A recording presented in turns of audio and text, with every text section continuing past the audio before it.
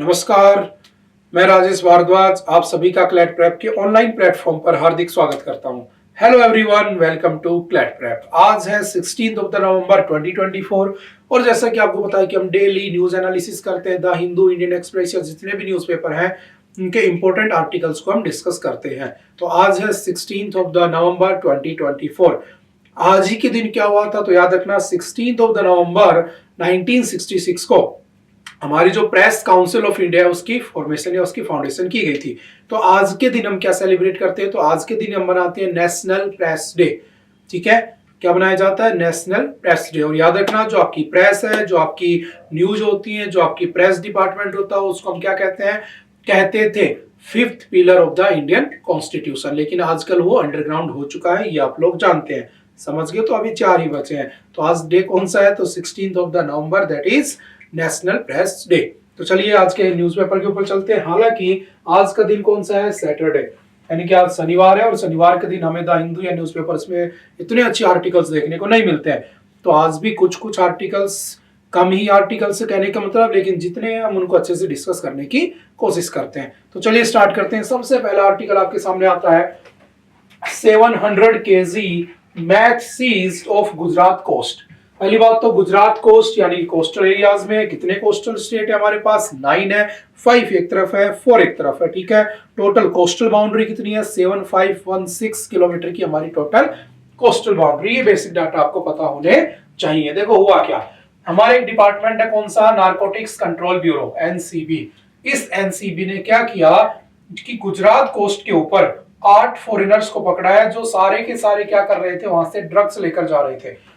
और ये सारे के सारे कहां से आए? बेसिकली तो ईरान के हैं, ईरानियन हैं सारे के सारे जो पकड़े गए हैं। ठीक है, जस्ट मैं इमेज समझ लेते हैं, उसके बाद हम देखते हैं कि करना क्या है हमें ना एग्जाम के पॉइंट ऑफ व्यू से। ठीक है, तो हमारे यहाँ पर जब इनको पकड़ा गया, एक तो हमारी एंटी टेररिज्म स्क्वाड एटीएस ने और साथ में मिलकर किसको? नारकोटिक्स कंट्रोल ब्यूरो, दोनों ने मिलकर इनको पकड़ा और 700 किलोग्राम का क्या मिला है? मैथ। What is math? तो एक ड्रग होता है, ठीक है, जिसका पूरा नाम है मेथाम्फेटामाइन। ठीक है, मेथाम्फेटामाइन। इसको पकड़ा गया जो लगभग कितने किलोग्राम का था? 700 किलोग्राम। ठीक है, पूरी की पूरी बातें आगे इसमें लिखी हुई है। ठीक है, अब आ जाते हैं काम की चीज पर। हुआ क्या, देखो ड्रग्स जो है ना, क्या इंडिया में आपसे पूछे क्या ड्रग्स, सबसे पहली बात, who introduced opium in India?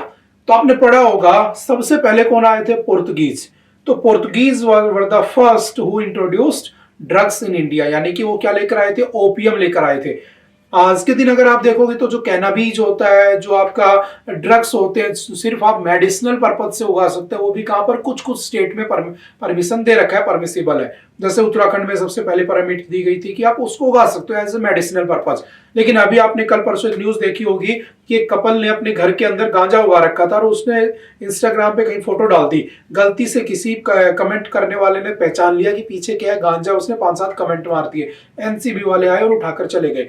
तो आप कहने का मतलब क्या है कि आप अपने घर में ये सब नहीं कर सकते, सिर्फ मेडिसिनल पर्पज के लिए अलाउड है, वो भी कुछ चुनिंदा यानी कि सिलेक्टेड स्टेट्स के अंदर ही अलाउड है, अदरवाइज नहीं है। और पीने की अगर बात होती है तो पीना तो कहीं भी अलाउड नहीं है। अगर आप पीते पाए गए तो आपको जेल भी हो सकती है। वो बात की बात है कि आपके पीछे या थड़ियों पे हर जगह मिल जाता है पूरे जयपुर में, वो बात की बात है। जैसे वीड क्या है? तो सिर्फ लीगलाइज है कहां पर पीना? उड़ीसा की बाउंड्री के अंदर, विद इन बाउंड्री तुम क्या कर सकते हो? वीड को पी सकते हो। ठीक है, अब बात ये निकल के आती है कि ऐसा क्यों है, क्यों कोई स्टेट इसको अलाउ करता है, कोई क्यों नहीं करता? तो याद रखना, जो ड्रग्स का पूरा मैटर है ना, वो आपके आर्टिकल नंबर 47 में लाई करता है। एंड आर्टिकल 47 किसका पार्ट है? डीपीएसपी का पार्ट है ना। डीपीएसपी में क्या लिखा है? Directive principle of the state policy. जब भी स्टेट कोई पॉलिसी बनाएगा तो इन प्रिंसिपल्स को ध्यान में रखेगा। अब मान लो वो स्टेट को लगता है, जैसे मैंने कहा बिहार, ठीक है, आप सबका फेवरेट बिहार, और दूसरा कौन सा? गुजरात, है ना। इन दोनों को लगता है कि भाई दारू बैन होनी चाहिए, तो दोनों स्टेट ने क्या कर रखा है? अल्कोहल को बैन कर रखा है। ठीक है, बाकी आपके राजस्थान को नहीं लगता, तो सुबह 8 बजे 10 बजे दुकान खुल जाती है, शाम को 8 बजे तक खुली रहती है। 8 बजने के बाद पुलिस वाले आके खड़े हो जाते हैं कि नहीं नहीं नहीं, बाहर रात हो गई, अब मत पिलाओ, अब अगर पिएगा तो मर जाएगा, दिन में पी सकता है। समझ में आ रही है ना? तो बेसिकली क्यों? क्योंकि इकोनॉमिकल पूरा का पूरा चक्कर रहता है, पैसे कमाने होते हैं सरकार को। लेकिन अगर आपको एग्जाम के पॉइंट ऑफ व्यू से पूछे तो कौन से आर्टिकल में इंजूरियस टू हेल्थ प्रोडक्ट्स जो होते हैं उनको बैन किया गया है? तो आर्टिकल कौन सा है? 47। किस स्टेट में अल्कोहल बैन है? तो बिहार एंड गुजरात। तो बाकी के सारे ड्रग्स भी बैन होने चाहिए, लेकिन आप कहोगे कि सर नहीं, हमने तो पंजाब के बारे में सुना है जिसको उड़ता पंजाब के नाम से जाना जाता है, यानी कि वहां पर मैक्सिमम ड्रग्स ही ड्रग्स पाए जाते हैं। और ये सारे के सारे ड्रग्स आते कहां से? तो देखो ये पूरा रूट भी बता रखा है न्यूज़पेपर में कि जो ड्रग्स है वो यहाँ से ग्वादर पोर्ट आते हैं, यहाँ से मांडवी, मांडवी से ऐसे चलते चलते ट्रक के अंदर कहाँ पहुंचते? पंजाब पहुंचते, पाकिस्तान से पंजाब पहुंच जाते हैं, अफगानिस्तान से आ जाते हैं, कनाडा से आ जाते हैं। तो ये पूरा रूट किसका है? ड्रग्स का। बात समझ में आ रही है? तो कुछ बातें याद रखना, कौन से आर्टिकल का वायलेशन हो रहा है। हालांकि 47 में स्टेट की मर्जी, करे तो करे, ना करे तो ना करे। पहली बात, कौन सा एक्ट बना हुआ है? तो याद रखना एनडीपीएस बना हुआ है। एनडीपीएस एक्ट ओरिजिनली कब आया था? 1985 में। इसको बाद में अमेंड किया गया था 1995 में, जो अभी लागू है। ठीक है, ये दो चार बातें याद रखना। ठीक है, अब ये पूरा का पूरा मैटर किसकी बात कर रहा है? तो याद रखना उसका नाम क्या है? मैथ। क्या नाम है उसका? मैथ। थोड़ा सा ध्यान रखना। ठीक है, हमारी जो सरकार है, हमारी जो गवर्नमेंट है, किसकी गवर्नमेंट है? तो आप कहोगे कि सर बीजेपी गवर्नमेंट है। ठीक है, तो हमारी सरकार का एक टारगेट है नशा मुक्त भारत। क्या नाम है उसका? नशा मुक्त भारत। जैसे आपने पढ़ा होगा ना टीबी मुक्त भारत। ठीक है, टीबी मुक्त भारत कब का था? तो सभी को पता होना चाहिए 2025।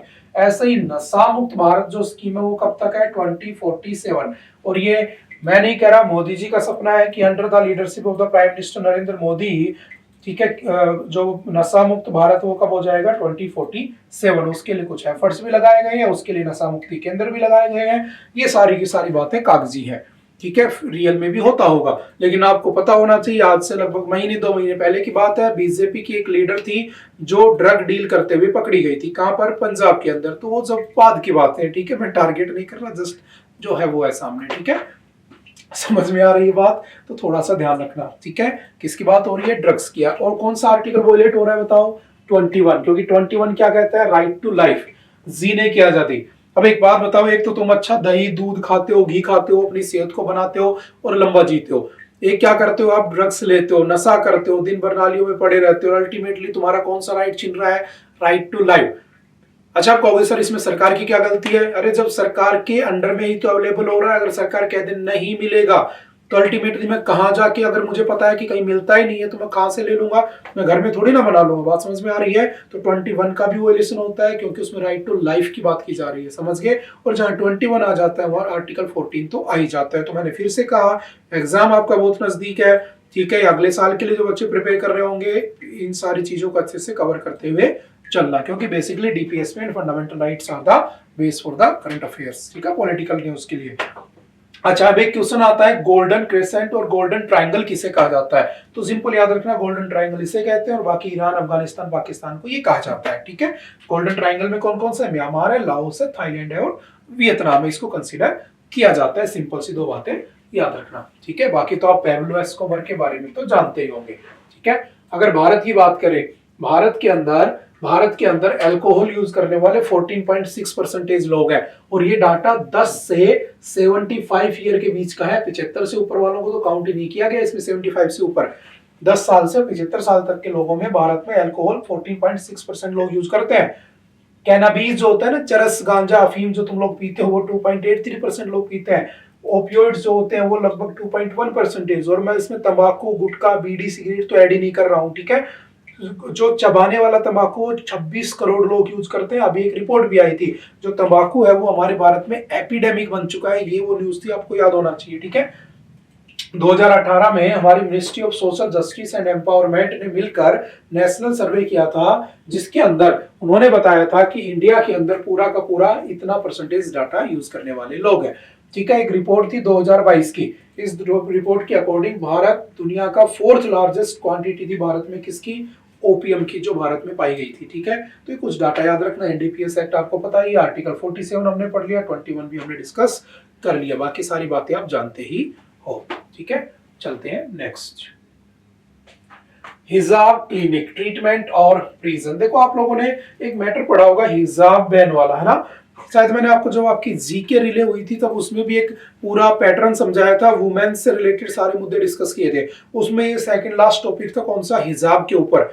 शायद आपको याद होगा कि साउथ इंडिया के अंदर होता है एक स्टेट में ना, कर्नाटक, आई थिंक कर्नाटक में था, तो वहां पर क्या हुआ था, तो बेसिकली एक स्कूल के अंदर एक लड़की जाती है, मुस्लिम होती है, उसको हिजाब पहनने से, या वो हिजाब पहनकर चली जाती है, तो जो हिंदू होते हैं वो बेसिकली क्या पहन के चले जाते हैं, इंडियन जो कल्चर है हमारा वो, तो उसके बाद बड़ा मुद्दा हो जाता है, मैटर चला जाता है सुप्रीम कोर्ट तक, बाद में कह दिया गया था वो माइनॉरिटी है तो वो अलाउड है, वो नहीं है, नॉर्मल इंस्टीट्यूट में उनको नहीं करने दिया जाएगा। तो ऐसे बहुत सारी चीजें हुई, बहुत लंबा केस चला, मैं पढ़ा चुका हूं पहले एक बार, बस मैं उधर नहीं जाऊंगा क्योंकि वो पहले डिस्कस हो चुका है। बस चलो मुझे बता देना केस का नाम क्या था, ठीक है, मैं समझ जाऊंगा, तुम लोगों ने उस दिन पढ़ लिया था, आपने पढ़ा हुआ है, ठीक है।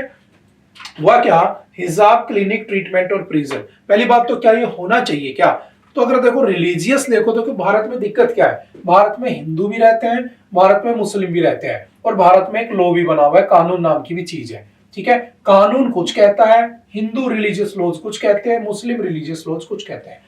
ये कहते हैं कि भाई यूसीसी लेकर आओ, यूनिफॉर्म सिविल कोड, जैसे कि आपको पता है उत्तराखंड में आ गया इस बार, है ना, ठीक है। आपका आर्टिकल कौन सा है, तो 44।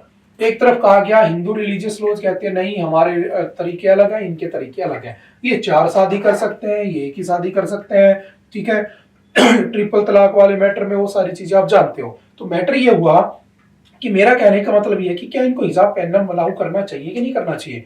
तो देखो जो कोर मुस्लिम कंट्रीज है ना, जो उनको लगता है कि हमारा तो देश ही मुस्लिम लॉज पे चलता है, वो अपने धर्म में लिखी हुई बातों को फॉलो करते हैं, सिंपल सी बात है, ठीक है। तो ईरान ने, है ना, किसने, ईरान ने, याद रखना, अभी एक अनाउंसमेंट की है कि वो हिजाब क्लिनिक खोलने वाला है। हिजाब क्लिनिक का मतलब है कि वो वुमेन जो वहां पर हिजाब नहीं पहनती, नहीं पहनना पसंद करती, उनको ठीक करने के लिए, ऐसा कहा गया, आप जानते हो ये कैसा दिमाग रखते हैं, तो इन्होंने कहा कि इनकी मेंटलिटी में कुछ फर्क आ गया, इनका ट्रीटमेंट होना चाहिए। कैसे ट्रीटमेंट होना चाहिए, तो बोले एक हिजाब क्लिनिक खोल दो, जो हिजाब नहीं पहनती उनको वहां लाओ, उनका इलाज करो, उनको दवाइयां दो, गोली दवाइयां दो, आप समझ सकते हो कौन सी गोली दवाइयों की बात हो रही है, और उसके बाद वो हिजाब पहनना शुरू कर देगी। तो सिंपल वन लाइनर में याद रखना, किसने ऐसा कहा है, ट्रीटमेंट और प्रिजन, ईरान, दैट्स इट, इसमें हम ज्यादा डिस्कस नहीं करेंगे, समझ गए। वो कौन सा केस था वो आप एक बार बताना मुझे। नेक्स्ट चलते हैं।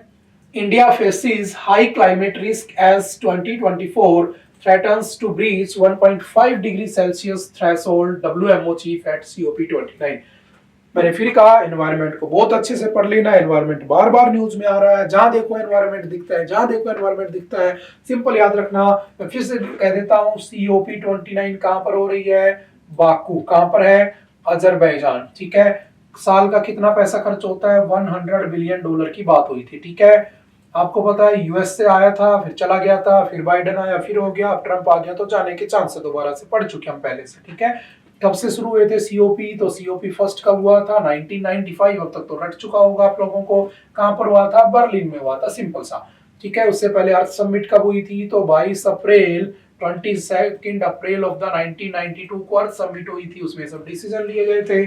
UNFCCC की फॉर्मेशन होती है 1992 के अंदर, काम करना शुरू करता है 1994 के अंदर, उसके अंदर आज के दिन 197 सिग्नेटरीज कंट्रीज अवेलेबल हैं, ठीक है। सारी बातें आप जानते हो। अगर मान लो इसका हेडक्वार्टर पूछे तो where is the headquarter of the UNFCCC, that means अगर कोई देश होस्ट ना करे सीओपी कॉन्फ्रेंस ऑफ पार्टीज को, then where it will be organised, कहां पर ऑर्गेनाइज्ड होगा, तो याद रखना सिंपल सा, बॉन, PONN, बॉन। बॉन कहां पर है, तो बॉन आपका जर्मनी में है, जो कि इसका सेक्रेटरीट यानी कि हेडक्वार्टर भी है। तो अभी जो WMO है, वर्ल्ड मेट्रोलॉजिकल ऑर्गेनाइजेशन, इसकी जो हेड है, उसने कहा है कि भारत जो है ना, वो बहुत खतरनाक तरीके से जो क्लाइमेट रिस्क है उसको झेलने वाला है। क्योंकि इस साल हमने देखा हॉटेस्ट ईयर था 1.46 डिग्री सेल्सियस। उसका रिजल्ट ये था कि अभी तक देखो गर्मी चल रही है, सर्दी अच्छे से पड़ी नहीं है, नवंबर जाने को हो रहा है ना। लास्ट ईयर तुमने देखा होगा हिमालय वाले रीजन में बर्फ ही नहीं गिरी थी, बर्फबारी नहीं हुई थी, स्नोफॉल नहीं हुआ था, तो कहा गया कि भारत में भी इसका इंपैक्ट देखने को मिलेगा। और हम लास्ट ईयर 1.46 थे, इस साल 2024 का जो टेम्परेचर है वो लगभग 1.54 की तरफ बढ़ रहा है। तो एवरेज टेम्परेचर लगभग इतना रहने वाला है, यानी कि बढ़ रहा है। और अगर ऐसे बढ़ता रहा तो 2070 हमारा टारगेट ईयर है, और 2050 वर्ल्ड का टारगेट ईयर है। अगर हमने कार्बन कंट्रोल नहीं किया, कार्बन एमिशन जीरो नहीं किया, तो ultimately 2100 will be the last date on the earth. उस क्या होगा, पूरी दुनिया ही खत्म हो जाएगी, पानी में समा जाएगा सब कुछ। ऐसा ना हो इसके लिए मैंने बताया था कुछ दिन पहले, एक सजेशन दिए गए थे, क्या किया जाए, हीरा जो होता है ना डायमंड, उसका पाउडर बनाया जाए और डायमंड का पाउडर बनाकर पूरे एनवायरमेंट में छिड़क दिया जाए अर्थ के चारों तरफ, तो हीट आएगी, रिफ्लेक्ट हो जाएगी, तो नीचे की जो हीट ट्रैप है पहले से ग्रीन हाउस गैस वो निकल जाएगी, तो ताकि क्या होगा, ग्लोबल टेम्परेचर कम हो सके। लेकिन उसके लिए 300 ट्रिलियन डॉलर पैसा चाहिए, वो पूरी दुनिया में नहीं अवेलेबल है। बात समझ में आ रही है? तो अल्टीमेटली वो भी पॉसिबल नहीं नजर आता। तो एक ही तरीका है, पेड़ लगाओ, पेड़ लगाओ, पेड़ लगाओ। जैसा कि मोदी जी ने कहा था, एक पेड़ माँ के नाम। लेकिन सरकार की भी जिम्मेदारी बनती है, वो भी पेड़ लगाए, क्योंकि बिल्डिंगे बना के सरकार ही तो पैसा कमाती है। वो सब बात की बातें हैं, समझ गए? दो चार बातें याद रखना। व्हाट इज सीओपी कई बार पढ़ाया जा चुका है, ठीक है, सिंपल सा। क्या ग्रीन हाउस गैस ये बढ़ जाएंगी, ऐसा होगा। अगर आज के टाइम पर अगर तुम देखोगे तो जो डेड सी के अंदर जो पानी था ना, उसका 5 गुना पानी आज उसमें आ चुका है। कहां से आ गया? ग्लेशियर पिघल गए। अगर मैं इस अर्थ की बात करूं तो ऊपर क्या है 90 डिग्री नॉर्थ, नीचे क्या है 90 डिग्री साउथ। क्या है ये? North pole and south pole. बर्फ ही तो भरी पड़ी है, अंटार्कटिका और आर्कटिका। होता क्या है, यहाँ से बर्फ पिघल पिघल के आ रही है और पानी बढ़ता जा रहा है। इतना एक दिन ऐसा आएगा पूरी दुनिया पानी में समा जाएगी। ऐसा ना हो, उसके लिए सारे एफर्ट्स हो रहे हैं। सीओपी कहाँ हो रहा है? Baku, Azerbaijan. काफी बार पढ़ाई गई चीजें हैं, ठीक है, मैं थोड़ा सा इसको स्किप कर देता हूँ। Indian navy to conduct 4th edition of the coastal defence exercise sea vigil. हमारी इंडियन नेवी ने एक एक्सरसाइज शुरू की है, क्या नाम है उसका? C vigil 2024। कब से स्टार्ट हुई थी? तो सिंपल याद रखना, 2018 से स्टार्ट हुई थी। किसकी एक्सरसाइज है? तो नेशनल लेवल है, कोस्टल डिफेंस करता है। कौन कौन? इंडियन नेवी और कोस्ट गार्ड मिलकर करते हैं। नेवी क्या है? तो नेवी आपको पता है पानी में आपकी प्रोटेक्शन करती है, और आपकी कोस्ट गार्ड कोस्ट के ऊपर। कोस्ट गार्ड कब बनी थी? 1987 के अंदर। वो कब बनी थी? 1950 के अंदर, ठीक है। सिंपल सी दो बातें याद रखना। देखना ये 1987 ही है ना, समझ गए? तो चार बातें याद रखना। कोस्टल लाइन कितनी है टोटल? 7516 किलोमीटर कोस्टल लाइन है, ठीक है।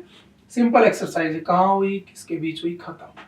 अगर मैं कोस्टल लाइन की बात करूं तो देखो, रन ऑफ कच्छ, काठियावाड़, दीव, दमन, ठीक है, इसको गल्फ ऑफ कैम्बे भी कहते हैं, यानी कि गल्फ ऑफ खंबात भी कहते हैं, इसको गल्फ ऑफ कच्छ भी कहते हैं, ध्यान रखना, ठीक है। Gulf of Khambhat, gulf of Kutch, ठीक है। अच्छा, कई बार एग्जाम में ऐसे क्वेश्चन आ जाते हैं, याद रखना। यहाँ पर याद रखना, यहां से लेकर गुजरात से लेकर गोवा तक वाले लाइन को क्या कहा जाता है? तो कोंकण कोस्ट कहते हैं। क्या कहते हैं? कोंकण कोस्ट। कहां से लेकर? गुजरात से लेकर गोवा तक। और गोवा के बाद से लेकर लास्ट वाले को क्या कहा जाता है? तो इसको कहा जाता है मालाबार कोस्ट। तो आपने कई बार देखा होगा मालाबार एक्सरसाइज, कोंकण एक्सरसाइज वो यहीं पर होती है। कोंकण यहाँ होगी, मालाबार यहाँ होगी, ठीक है। अगर पूछे इसको क्या कहा जाता है, तो इस वाले को क्या कहते हैं? उत्कल कोस्ट कहते हैं, ठीक है। उड़ीसा तक, उड़ीसा के बाद यहाँ पर चिलिका लेक है, ठीक है। इसके बाद वाले को आंध्रा कोस्ट, ठीक है। अगर नाम पूछे तो इसको क्या कहा जाता है? तो इसको कोरोमंडल कोस्ट कहा जाता है, ठीक है। तो सिंपल याद रखना, कोरोमंडल कोस्ट तमिलनाडु, मालाबार कोस्ट आपका कर्नाटक एंड लास्ट कौन सा आपका केरल, ठीक है। अगर पूछे कि आपका कोंकण कोस्ट कहां से कहां तक है, गुजरात से लेकर आपका गोवा तक लाई करता है, ठीक है। ये कौन सा आपका वेस्ट बंगाल के अंदर कौन सा? उत्कल कोस्ट। चार बातें पढ़ के छोड़ देना, ठीक है। उसके बाद चलते हैं नेक्स्ट। और टोटल कोस्टल लाइन कितनी है हमारी? तो 7516 किलोमीटर, ठीक है। नेक्स्ट है India secures position in top 10 countries in patents, trademarks and industrial designs वीपो 2024। पहले आप मुझे बताओगे फर्स्ट कौन है, पहले पे कौन है? भारत की रैंक कौन सी है? तो भारत की रैंक 6 नंबर पे है। किसके ऊपर? पेटेंट के ऊपर। इंडिया ने इस बार 15.7% ज्यादा ग्रोथ की किसमें? पेटेंट एप्लीकेशन में। देखो होता क्या है, डिपार्टमेंट कौन सा है? WIPO, world intellectual property organisation. कब बना था? सिंपल से याद रखना, 1967। काम करना कब शुरू करता है? 1970।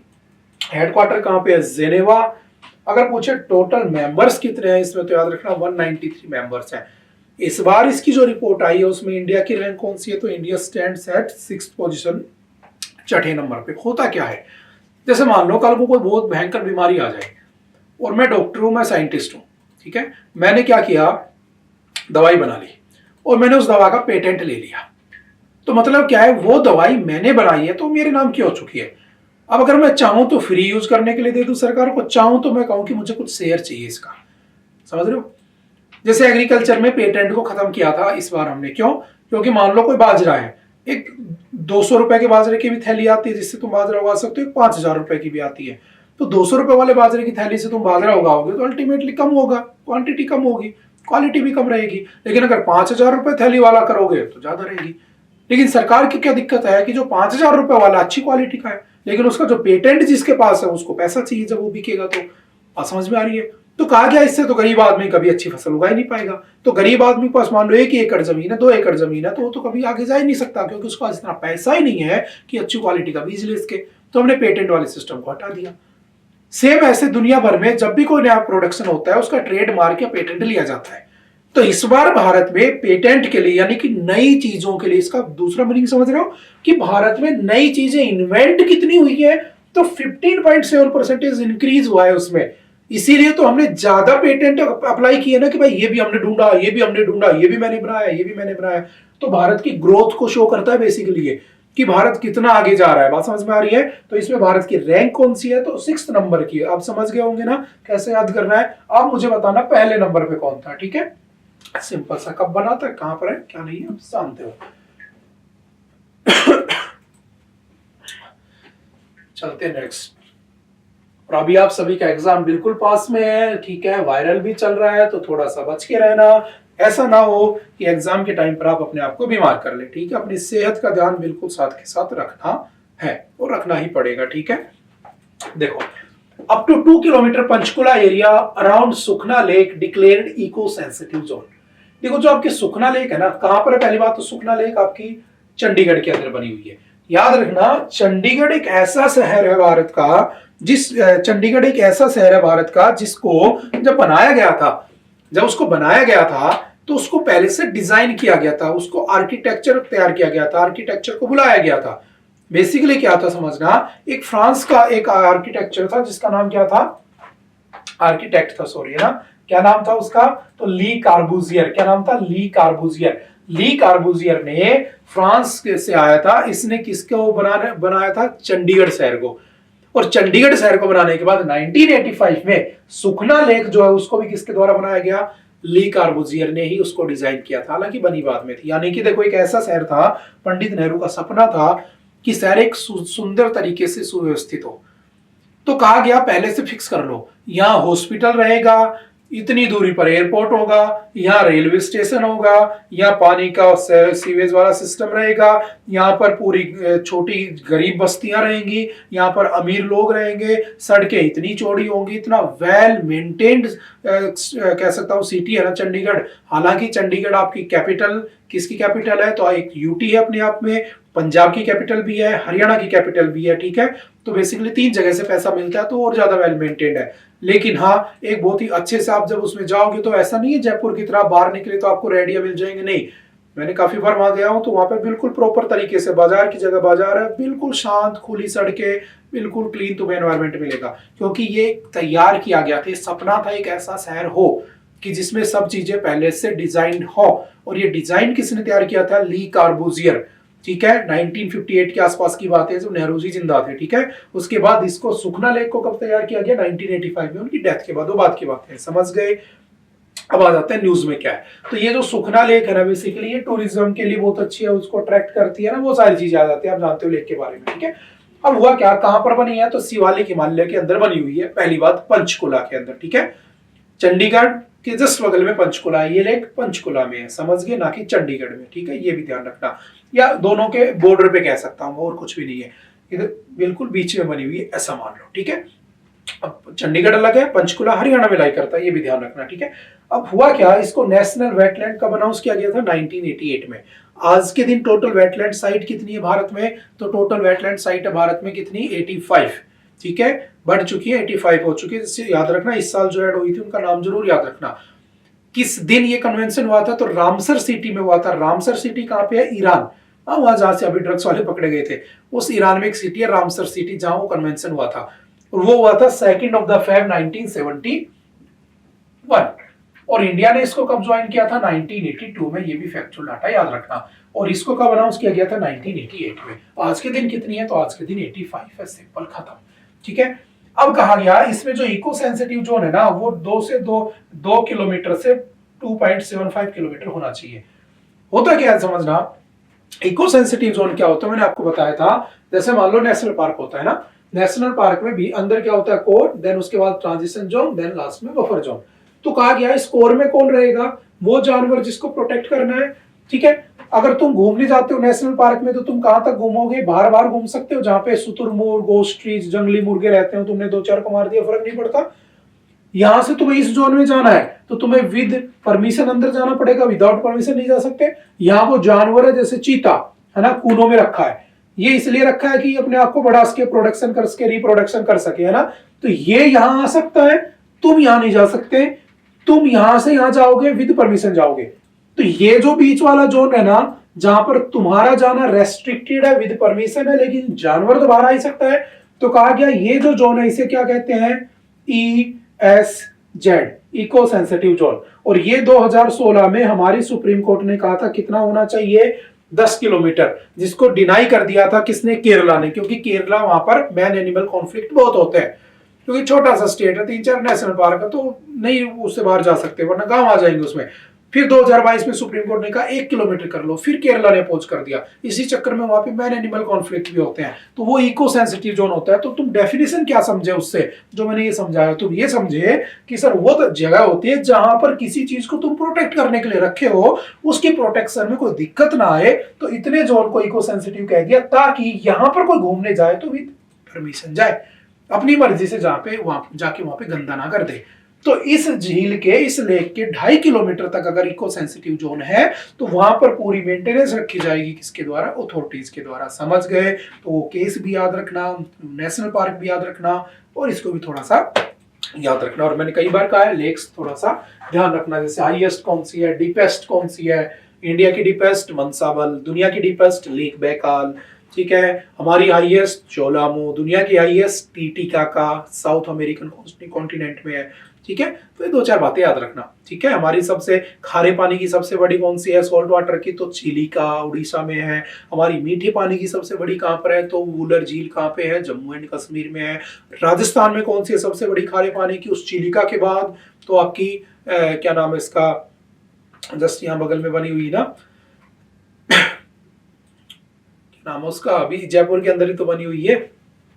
ठीक है, एक बार देख लेना उसको, जस्ट मेरे दिमाग से अभी नाम निकल गया उसका, जस्ट है ना, सांबर लेक। सांबर लेक यहाँ से 20-30-50 किलोमीटर ही होगी। ठीक है, सिंपल से याद रखना। और ये इमेज पहले ही मैं समझा चुका हूँ, यहाँ थोड़ी सी ब्लर हो गई है तो कोई दिक्कत नहीं है। ठीक है, इको सेंसिटिव जोन कौन कौन से हैं, तो देखो सुल्तानपुर नेशनल पार्क है हरियाणा का, ओखला बर्ड लाइफ सेंचुरी है नोएडा की, सुंदरबन है वेस्ट बंगाल के। याद रखना सुंदरबन जो है वो डेल्टा, दुनिया का सबसे बड़ा डेल्टा है सुंदरबन डेल्टा, क्योंकि इसमें गंगा और इसमें ब्रह्मपुत्र दोनों आकर मिलती है, और दुनिया का सबसे बड़ा डेल्टा बनाती है कौन सा, सुंदरबन का डेल्टा, ये भी ध्यान रखना। और कहां पर है, तो वेस्टर्न घाट महाराष्ट्र को बना रखा है, करनाला बर्ड सेंचुरी को बना रखा है।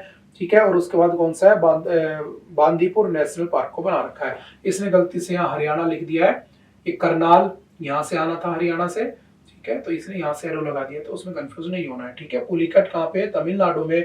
और ठीक है, 2-4 बातें याद रखना। पुलिकट के ऊपर ही क्या बना हुआ है, तुम्हारा इसरो का लॉन्चिंग पैड भी बना हुआ है। ठीक है, चलते हैं next. Universities are different from religious institutions. देखो ये पहले आर्टिकल पढ़ाए जा चुके हैं, जस्ट दोबारा से न्यूज में आ गया। जो आपकी अलीगढ़ मुस्लिम यूनिवर्सिटी है उसके ऊपर लिखा हुआ है, फैजान मुस्तफा ने आर्टिकल लिखा है, जो कि बहुत अच्छा आर्टिकल भी कह सकता हूं। कहा गया कि जो यूनिवर्सिटीज है ना वो रिलीजियस इंस्टीट्यूशन से अलग होनी चाहिए। देखो मैं शॉर्ट में समझाता हूँ हुआ क्या है। पहले ये समझो ये मैटर क्या है। जो आपका जो अलीगढ़ मुस्लिम यूनिवर्सिटी है ना वो कब बनी थी, तो 2-4 बातें वो समझ लेते हैं फिर इस पे आ जाते हैं। कब बनी थी, 1877 में। किसने बनाई थी, सर सैयद अहमद खान ने बनाया था इसको। ठीक है, हुआ क्या, ये कुछ केसेस के बारे में बता रखा है, तो इन केसेस को आप समझ सकते हो। जैसे 7 जजेस की बेंच थी अलीगढ़ मुस्लिम यूनिवर्सिटी के ऊपर 2024 में, कहा था कि with the series of liberal and progressive decision on minority rights by the top court in the last 75 years with the only aberration being Azeez Basha 1967 non comprehensively overrule. ठीक है, 1967 के केस था अजीज बादशाह का, जिसमें कहा गया था without even giving the university an opportunity of the being heard had declared it to be an institution that was neither established nor administered by the Muslims. कह दिया गया था अलीगढ़ मुस्लिम यूनिवर्सिटी जो है मुसलमानों के द्वारा नहीं बनाई गई थी, तो वहां पर रिलीजियस लॉज लागू नहीं होंगे, दैट्स इट। इसमें इसको ओवरथ्रो कर दिया गया। ओवरथ्रो करके क्या कह दिया गया कि नहीं, जो क्या बोलते हैं मुस्लिम यूनिवर्सिटी थी वो मुस्लिम्स नहीं बनाई थी, ठीक है। फिर आगे केस चला, केस चलते चलते बात यहाँ तक पहुंच गई, ठीक है। मैं आपको बिल्कुल शॉर्ट में समझा देता हूँ कि एक्चुअल में हुआ क्या है। देखो, दो जगह पर एजुकेशन लिखी हुई है, समझना अच्छे से। जिनका एक बार इस बार एग्जाम, उनके लिए भी अच्छा पॉइंट है।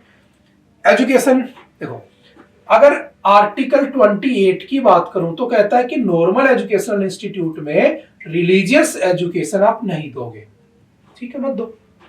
इसने कहा आर्टिकल नंबर 29 और 30 में, जो आर्टिकल 30 है जो माइनॉरिटी के हैं बेसिकली, आप जानते हो, उसमें कहा गया कि नॉर्मल एजुकेशनल इंस्टीट्यूट में अगर कोई माइनॉरिटी है तो वो रिलीजियस एजुकेशन दे सकता है, दे दो, बहुत अच्छी बात है। अब मुद्दा उठा किसका? अलीगढ़ मुस्लिम यूनिवर्सिटी का। पहले कहा गया वो बासा वाले केस में 1967 में कि ये बनाई गई थी किसके द्वारा? मुस्लिम्स के द्वारा, ठीक है, ऐसा कोई प्रूफ नहीं है। बाद में कहा गया कि मुस्लिम्स ने बनाई थी, तो इसका मतलब ये नहीं है कि मुस्लिम माइनॉरिटीज वालों को ही उसका राइट मिलेगा। तो देखो ऐसा समझो, मान लो कोई क्रिश्चियन स्कूल है, क्रिश्चियन कॉलेज है, तो उसमें ये होता है कि जो वहां का जिस रिलीजन का वो बना हुआ है ना, वहां पर वो 50% सीटें किसको देगा? अपने रिलीजन वाले लोगों को देगा।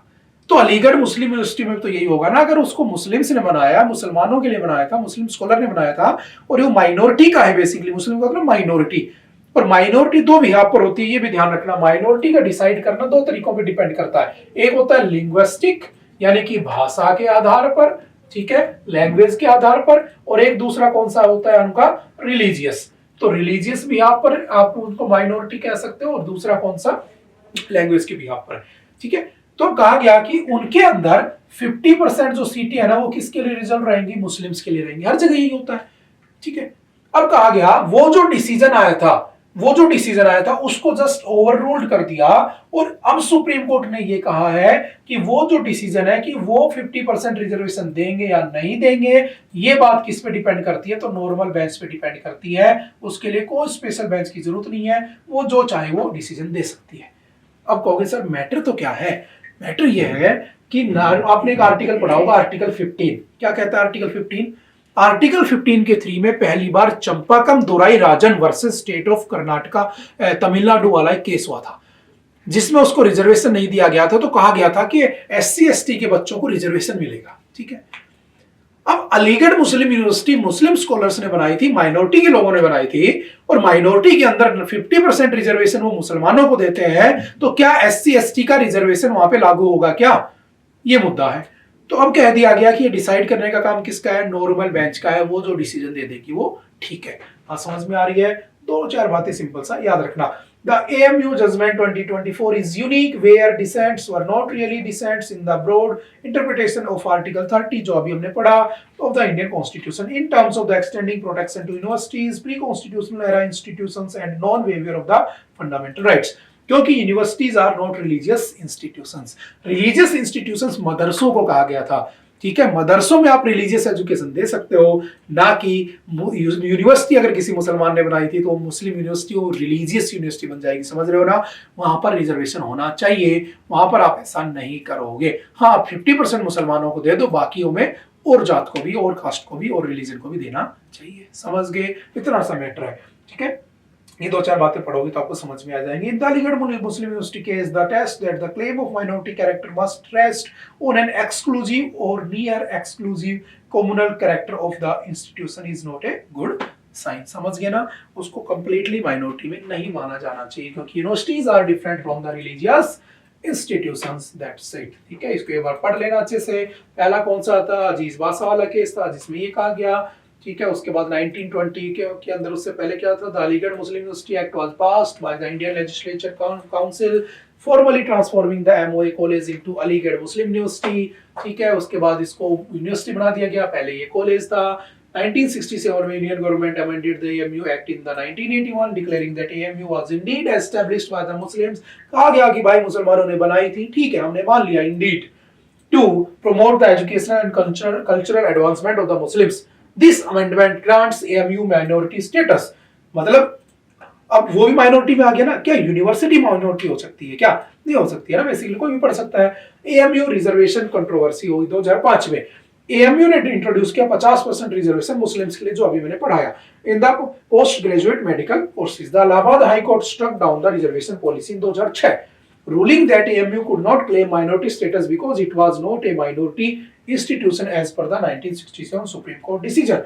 This is based on the reasoning that AMU was not established or administered by the Muslim community, thus it does not meet the criteria under Article 30. समझ गए ना? वो बेसिक थीम वही है जो मैंने अभी समझाया आपको, ठीक है? आर्टिकल 30 का 1 क्या कहता है? तो grant minorities the right to establish and manage educational institutions, वही सारी बातें घुमा फिरा के लिखी हुई हैं, ठीक है? आर्टिकल 15 का 5, ठीक है, सारी बातें वही की हुई हैं, क्योंकि 15 का 4 में क्या था? एससी एसटी को रिजर्वेशन इनिशियल स्टेज पे। 15 का 5 क्या था? दिल्ली एम्स वाला केस था जिसके अंदर हायर एजुकेशन में उनको रिजर्वेशन दे दिया गया था, तो यूनिवर्सिटी तो हायर एजुकेशन में आती है, तो 15 का 5 भी इसमें आ गया, और कुछ भी नहीं है, ठीक है? The university's administrative structure would shift from its current setup, which includes a diverse executive council, and it would have a separate admission process. Simple सा पढ़ लेना, और कुछ नहीं है। Next कौन सा? India needs a globally recognized public policy school. देखो, जैसे यूके है, ठीक है, अमेरिका है, इन देशों में जब भी कोई पॉलिसी लगाई जाती है ना सरकार के द्वारा, तो बहुत अच्छे से रिसर्च होता है। जैसे मान लो कल को कह दें कि बेरोजगारों को कुछ स्कीम लाएंगे, एक तो रैंडमली मोदी जी खड़े होकर बोलते हैं कि भाई और बहनों आप सब बेरोजगार हो, आपके लिए ये लाएंगे। एक उसके बारे में रिसर्च तो हुई नहीं, कुछ भी बोल के आ गए, इसलिए तो होता नहीं है भारत में, वादे किए जाते पूरे नहीं होते, क्योंकि रिसर्च नहीं है प्रॉपर। कल को मुंह उठा के बोल दोगे हर बच्चे को मैं 10,000 रुपए दूंगा, मैंने बोल दिया पीएम बनते ही, और तुमने मुझे बना दिया, कहां से दूंगा? बात समझ में आ रही है ना? मेरे को आता तो कुछ भी नहीं है, भी नहीं आता है, बात समझ में आ रही है ना? तो कहा गया कि जब भी कब पॉलिसी आए ना, जब भी तुम कोई पॉलिसी लॉन्च करते हो, तो उसके ऊपर प्रॉपर रिसर्च होनी चाहिए कि उसका क्या बेनिफिट होगा, क्या नुकसान होगा, क्योंकि यूएसए और यूके जैसे देश है, जैसे लंदन स्कूल ऑफ इकोनॉमिक्स आपने पढ़ा होगा, इतनी रिसर्च होती है, उसमें लिखा होता है research by London school of economics, research by John F Kennedy school of government, है ना? तो हमारे यहाँ पर भी ऐसा होना चाहिए। अगर ऐसा होगा तो हमारे यहाँ पर जो स्कीम्स हैं, पॉलिसीज है, वो क्या होंगी? बहुत बेहतर तरीके से काम करेंगी, और तुम्हारा भारत जहां लाई करता है वहां से ऊपर बढ़ने में उसको 2 गुना 3 गुना 4 गुना स्पीड मिल जाएगी। समझ गए? बस इतना सा कॉन्सेप्चुअल कहानी है इसमें, और कुछ भी नहीं, ठीक है? याद करने का कुछ भी नहीं है। आगे बढ़ जाते हैं थोड़ा सा आगे। बेसिकली अच्छी सोच रखी इन्होंने, रुचि गुप्ता ने ना, executive director of future of India foundation, की हाँ भाई ऐसा होना चाहिए, तो होना चाहिए। Manipur police recover 3 bodies from the Barak river. देखो, जो बराक रिवर है उसी को हम मेघना रिवर भी कह देते हैं, सिंपल से याद रखना। यहाँ पर जो आपकी मणिपुर पुलिस है उसने 3 डेड बॉडीज उनको मिली है। तो बेसिकली आप कहोगे सर डेड बॉडीज की न्यूज थोड़ी ना पढ़ाओगे, ऐसा नहीं होता है। रिवर जब होती है ना, जो कोई रैंडम रिवर न्यूज में आ जाती है, एग्जाम में पूछ ली जाती है, और ये तो ब्रह्मपुत्र रिवर सिस्टम की मेन ट्रिब्यूटरीज में से एक है, तो आपको पता होना चाहिए, ठीक है? तो कहां पर है? सिंपल सा 4 बातें याद रखना, फैक्चुअल डाटा है पूरा। बराक रिवर, इसी को मेघना रिवर कहते हैं। कहां से स्टार्ट होती है? जापो हिल्स स्टार्ट होती है, ठीक है? तिपाईमुख कहते हैं जिसको, आसाम मणिपुर मिजोरम तीनों के जो मीटिंग पॉइंट है वहां से ओरिजिनेट होती है, तो उसको तिपाईमुख भी कह देते हैं, ठीक है? सोर्स टू बांग्लादेश, बांग्लादेश तक कितने किलोमीटर है? 564 किलोमीटर है। बांग्लादेश में इसका नाम सुरमा है। क्या नाम है? सुरमा। जैसे मैंने कहा, इधर से आई गंगा, इधर से आई ब्रह्मपुत्र, और ये ब्रह्मपुत्र की ही ट्रिब्यूटरी है, ध्यान रखना। अब एक बात समझना, गंगा को बांग्लादेश में जाते ही क्या कहते हैं? पद्मा। पद्मा नाम हो जाता है इसका, गंगा का। अगर आपसे पूछे ब्रह्मपुत्र को क्या कहते हैं, तो ब्रह्मपुत्र को क्या कहते हैं? वहां जाते हैं जमुना, ठीक है? JA, यमुना अलग है, जमुना अलग है, ध्यान रखना, जमुना, ठीक है? और इसको क्या कह देते हैं? तो इसको सुरमा कह देते हैं। 2-4 बातें याद रखना, ठीक है? जैसे अगर इसकी ट्रिब्यूटरीज की बात करें तो थोड़ा सा ध्यान समझना, ये जहां से चलती है वो ग्लेशियर कौन सा है? चेमा युंगडुंग ग्लेशियर। गंगा कहां से निकलती है? गंगोत्री ग्लेशियर, ठीक है? ये निकलती है चेमा युंगडुंग ग्लेशियर, जो कि मानसरोवर में है, तिब्बत में। जब ये चलती है तो इसका नाम क्या है? यारलुंग सांगपो। क्या नाम है इसका? यारलुंग सांगपो। याद रखना, ऐसे क्वेश्चंस बहुत बार पूछ ले जाते हैं। जब ये भारत में एंटर करती है तो इसको कहते हैं दिबांग। जब ये आसाम में आ जाती है तो नाम हो जाता है ब्रह्मपुत्र, ठीक है? फिर जब ये बांग्लादेश में चली जाती है तो हो जाता है जमुना, और इसके अंदर कौन सी नदी आकर मिलती है? मेघना, और मेघना अंदर आते क्या बन जाती है? सूरमा। तो इधर से आ रही थी गंगा, गंगा यहाँ गंगा से हुगली निकल कर चली गई, ये गंगा एंटर करते बन गई पद्मा। एक तीस्ता इसमें मिलती है, एक मानस मिलती है, एक कपिली मिलती है, एक धनसिरी मिलती है, एक सुबनसिरी मिलती है, लोहिती मिलती है, अलग अलग नदियां, ठीक है? तो कुछ कुछ इंपॉर्टेंट नदियां भी याद रखना है, क्योंकि जब कई बार न्यूज में आती है ना, जैसे कल परसों बिहार में बाढ़ आ रही थी, तो आपसे पूछ लेगा which of the following river is known as the sorrow of Bihar, क्या कहोगे? कोसी। ठीक है, सोरो ऑफ आसाम ब्रह्मपुत्रा। ठीक है, 2-4 बातें याद रखना। ठीक है, और अगर बात नदियों की हो रही है तो चलो मेरा आपसे एक क्वेश्चन है कि मुझे बताओ कि भारत की सारी नदियों के नाम किसके नाम पर है? फीमेल के नाम पर है। ठीक है, एक नदी ऐसी है भारत में जिसका नाम किसके नाम पर है? मेल के नाम पर है।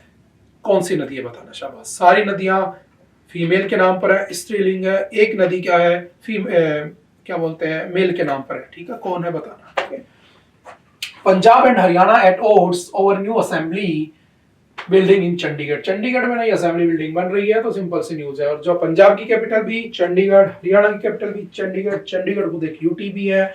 सिंपल सा याद रखना। इसको यहाँ डालने का बस एक ही पर्पज था, कुछ नहीं, इसकी बिल्डिंग चेंज होती रही, फर्क नहीं पड़ता।